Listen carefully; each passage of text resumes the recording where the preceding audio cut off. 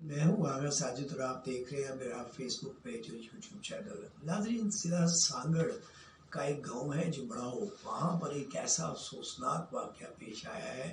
کہ جس نے پوری دنیا میں پاکستان کے امیج کو بے حد متاثر کیا ہے،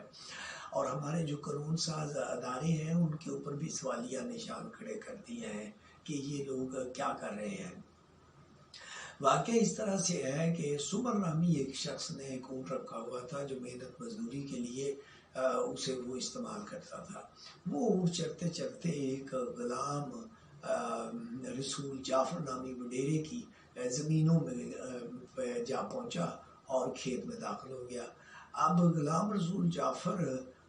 جو وڈیرا ہے اس کا تعلق پیپلز پارٹی سے ہے، اور یہ بھی کہا جا رہا ہے کہ اس نے وہ زمین جو ہے کسی پنجابی کو ٹھیکے پہ دی ہوئی تھی۔ بہرحال یہ اب سننے میں آ رہا ہے تو اس نے وڈیرے نے اس اونٹ کی جو دائیں ٹانگ ہے اگلی وہ کاٹ دی۔ اب اس سمر نے وہ ٹانگ اٹھائی اور اونٹ کو لے کر سانگڑ پریس کلب جا پہنچا۔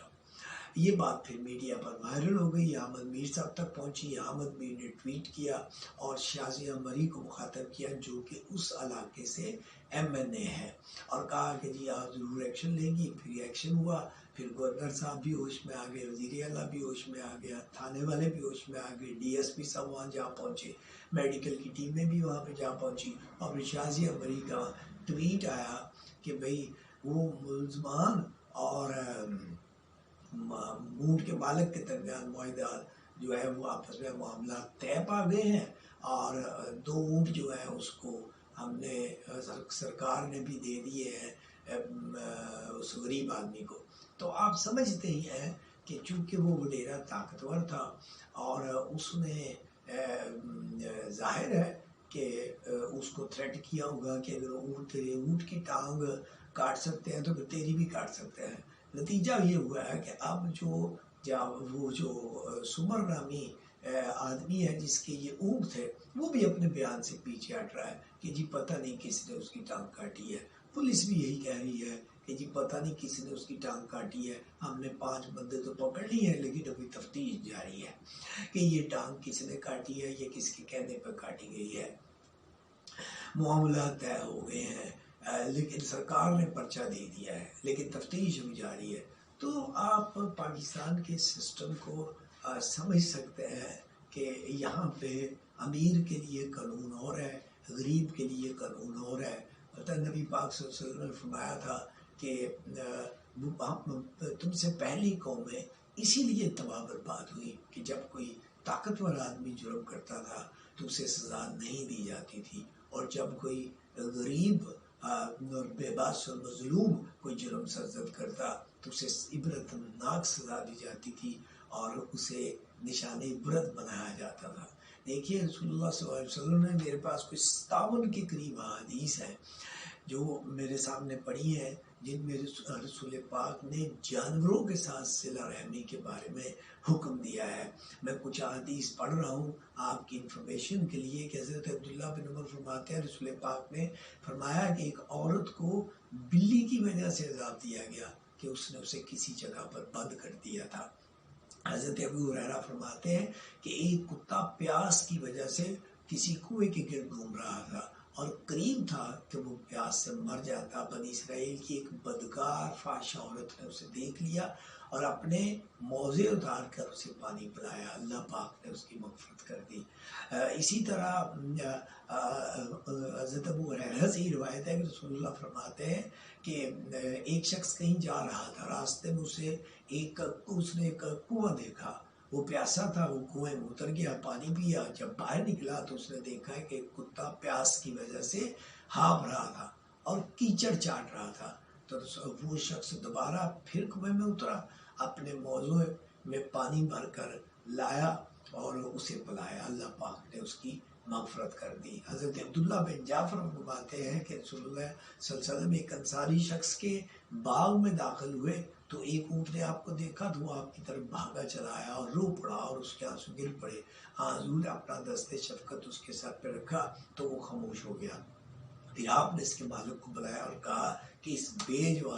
زبان جانور پر تم جو ظلم کرتے ہو، اللہ سے نہیں ڈرتے، تم اسے بھوکا رکھتے ہو اور اس سے زیادہ کام لیتے ہو۔ بہت سی حدیث ہیں۔ ایک اور حدیث میں پڑھ رہا ہوں، حضرت سہیل بن عنزیلہ فرماتے ہیں کہ حضور کا گزر ایک اونٹ کے پاس سے ہوا کہ اس کی کمر اس کے پیٹ سے لگی ہوئی تھی۔ آپ نے فرمایا بے زبان جانوروں کے معاملے میں اللہ سے ڈرو۔ اسی طرح حضرت قرہ بن الیاس فرماتے ہیں کہ ایک شخص نے حضور سے کہا یا رسول اللہ مجھے بکری کو ذبح کرتے ہوئے بڑا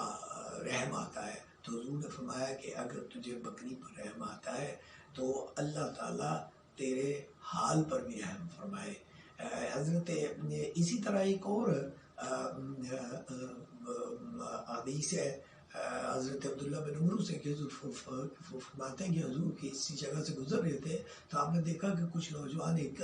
بھیڑ کے بچے کو باندھ کر اس پر تیر مار رہے تھے، تو رسول اللہ صلی اللہ علیہ وسلم سخت